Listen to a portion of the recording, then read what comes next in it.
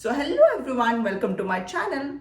So today in this video we will discuss about some tips that will help you score good in your IELTS reading.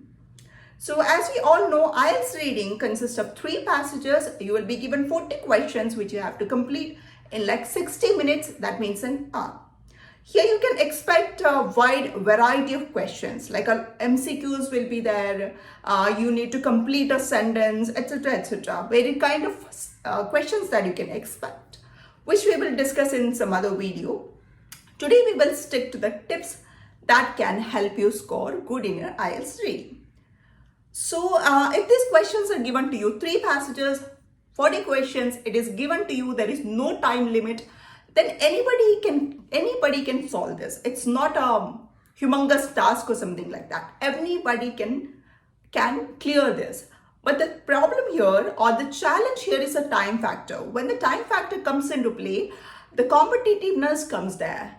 Because you have to do this in a stipulated period of time. You have a lot of time to spend on to crack all these questions. So time is a real villain in your IELTS examination. So here we will discuss how to defeat that villain and score good in your IELTS reading session. So let's just get into the tips, guys. So the first tip for you guys today is don't read it too slowly. You don't have enough time to read the whole passage and then find the answers and all. All you have to do is like you don't need to do a PhD on the questions also. What you don't have to do is like you just have to find answer to your questions. So what you need over here is you just need to skim through the passages. Just make a note of the keywords. Just see the questions and what they are asking and then just search for the keywords in the passage. You don't need to sit there and do a PhD on the passages. Okay. So your second tip for the day is don't spend too much time on a particular question. So some point you may be thinking like, okay, I know this question. If I spend some more time, if I think a bit more, then I can find an answer to that. Yes, indeed, you can find answer to that. But the problem here is you don't have time. So if you're spending your precious time on that, what will you do when the other questions come? So what you can do over here is you can just leave the question, mark an asterisk or something like that, then do all the questions and then you can come back to it on a later period when you are done with all your other questions. So tip number 3 is spend less time on the earlier questions. So as you know, in IELTS you have 3 passages. The first passage is comparatively easier, second little bit hard, and the third the hardest. So obviously you have to divide your time accordingly. You have to spend more time on the hardest ones.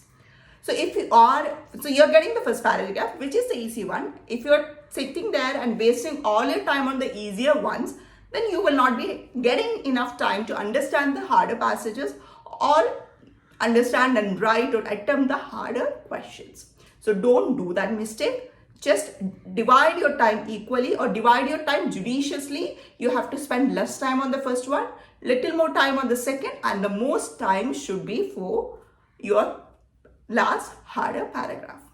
Okay. Fourth tip is you have to leave time to transfer your answer to the answer sheet. So in IELTS listening, you get specific time to transfer your answer to the answer sheet. Meanwhile, in your IELTS reading, there is no specific time. You have to do that in the 60 minutes that is given to you. So you have to split that time in a wise way. You have to give that time to reading and finding answers as well as to transfer that to your answer sheet. So you have to keep that enough time for you to transfer your answers to your answer sheet. That is the 4th tip for you guys. And the 5th one is not more than 3 words. So instruction clearly states you are not supposed to write anything more than 3 words. If it says, then you have to stick to that. You are not supposed to write a long paragraph or a sentence over there. Just 3 plain words. That is enough. What if you're writing 3 long passages or paragraphs over there? One, even though that is correct, you will not get the marks because the instruction says 3 words. They only look for 3 words. So they just cut that. You write that long paragraph, your time is getting waste first of all, then you don't get mark also. So just stick to the instructions given to you. The 6th tip for you is the spellings. You're thinking like this is a reading one, what spelling is doing over here. So whenever you're writing something in your IELTS, spelling comes to play. But in your IELTS reading, it is very difficult for you to make a wrong spelling, for the reason being the things are already given in the passages. So the only thing that can make a mistake is your carelessness. If you're careless in transferring your answer from the passage, that is the only time you can miss out on a spelling. So do that carefully. So the next one is your grammar. Again, you will be wondering where grammar comes to play in a 3-word stuff. Grammar, spelling will come anywhere in any of the session that you're writing down something. Both these things come into play, and if you are making a mistake over there, your marks will be reduced. So please watch out for grammar and spelling. And in a 3-word thing, it is like he collect or he collects. If the answer of something is like he collect or he collects, it is just 2 words. But the thing is like, if you are writing he collect instead of he collects, then again you will not be getting marks, even though you are right. So you need to watch out for your grammar also. Okay.